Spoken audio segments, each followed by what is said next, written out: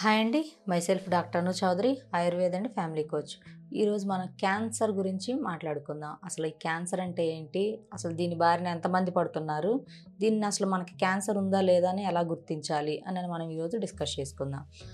First of all చూసుకుంటే ఈ cancer అనేది ఇది one of the silent killer. ఏంటంటే ఇది మనకి తెలియకుండానే ఈ క్యాన్సర్ అనేది మన బాడీలోకి వచ్చినా కూడా మనకు తెలియదు, అంత సైలెంట్గా స్ప్రెడ్ అయ్యిద్ది. సో అసలు ఈ క్యాన్సర్ ఎందుకు వస్తుంది అని అంటే, ఫస్ట్ ఆఫ్ ఆల్ బాడీలో మనకి సెల్స్ అనేవి ఎప్పటికప్పుడు కొత్తగా వస్తూ ఉంటాయి, పాతవి అనేది పోతూ ఉంటాయి.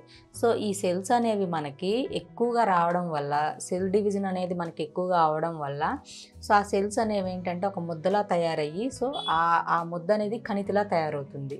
సో ఆ కణితి అలా తయారైనప్పుడు ఏంటి అంటే, సో ఆ ప్లేస్ ఏదైతే ఉందో, ఈ కణితి తయారైన బాడీలో ఆ పార్ట్, సో ఆ పార్ట్కి ఆక్సిజన్ లెవెల్స్ అనేవి మనకి అందవు.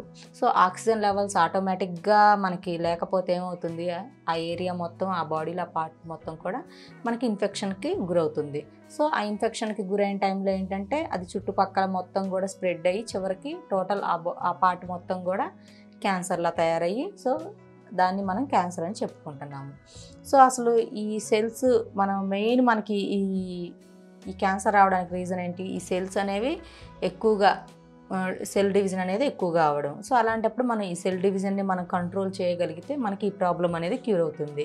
సో ఫస్ట్ అసలు మాకు క్యాన్సర్ వచ్చిందని మేము ఎలా గుర్తుపట్టాలండి అని చెప్పి చాలామంది లాస్ట్ వీడియోస్లో నన్ను కామెంట్స్ పెట్టారు. ఏంటంటే ఫస్ట్ ఈ క్యాన్సర్ వచ్చింది అని మీరు గుర్తుపట్టడానికి ఫస్ట్ రీజన్స్ ఏంటి అని అంటే, వీళ్ళకి కొంచెం తుమ్మినా దగ్గినా యూరిన్ వస్తూ ఉంటుంది, అండ్ ఆకలి అనేది తగ్గిపోతూ ఉంటుంది, అండ్ వీళ్ళకి నోట్లో నుంచి కూడా కొంచెం గట్టిగా ఏదన్నా తుమ్మినప్పుడు నోట్లోంచి వస్తుంది, కొంతమందికి యూరిన్లోంచి వస్తూ ఉంటుంది, కొంతమందికి ఏమో కడుపులో మంటగా ఉండడం, అండ్ ఇంకా చాలా చాలా సిమ్టమ్స్ ఉంటాయండి. అలాంటప్పుడు ఈ క్యాన్సర్ పేషెంట్స్ చేయాల్సింది ఏంటి, న్యాచురల్గా వీళ్ళు ఎలాంటి ఫుడ్ తీసుకోవాలి అని అంటే, వీళ్ళు కొంచెం నాన్ వెజ్ ఐటమ్స్ అవన్నీ కూడా స్కిప్ చేసేసి న్యాచురల్గా లిక్విడ్ ఐటమ్స్ అనేవి తీసుకుంటూ, జ్యూసెస్, డ్రింక్స్ అంటే కూల్ డ్రింక్స్ కాదండి, ఇంట్లో ప్రిపేర్ చేసుకునే ఇంట్లోనే వెజిటేబుల్ జ్యూసెస్ అని, అండ్ కూరగాయల అండ్ పళ్ళతో చేసుకున్న పళ్ళ రసాలు ఇలాంటివి తీసుకోవాలి న్యాచురల్గా. అండ్ అసలు దీనికి మెడిసిన్ ఏంటి అని మనం చెప్పుకుంటే, ఆయుర్వేదంలో చాలామందికి ఐడియా ఉండే ఉంటుంది పునర్నవ ఆకు అని. సో ఈ పునర్నవ మనకి బయట ఆయుర్వేద షాప్స్లో దొరుకుతుంది. అండ్ ఈ పునర్నవ ఆకుని తీసేసుకొని, అండ్ పసుపు కొమ్ములు ఉంటాయి కదా, ఈ పసుపు కొమ్ముల్ని మెత్తగా దంచేసుకొని కొమ్ములు తెచ్చేసుకోవాలండి. ఎందుకంటే పౌడర్ ఫామ్లో ఉన్నైతే మనకు అందులో కొంచెం అది మరీ అంత ఒరిజినల్గా ఉండదు, కొంచెం కెమికల్స్ అలా ఉంటాయి. సో అలా కాకుండా మనం పసుపు కొమ్ములను కనుక సేకరించి వాటిని పౌడర్లా చేసేసుకొని, ఆ పౌడర్ని అండ్ గోమూత్రం, సో ఈ గోమూత్రం అనేది ఇప్పుడు పల్లె గ్రామాల్లో నివసించే వాళ్ళకైతే బాగా దొరుకుతుంది. గోమూత్రాన్ని సేకరించి ఈ 3 ఒక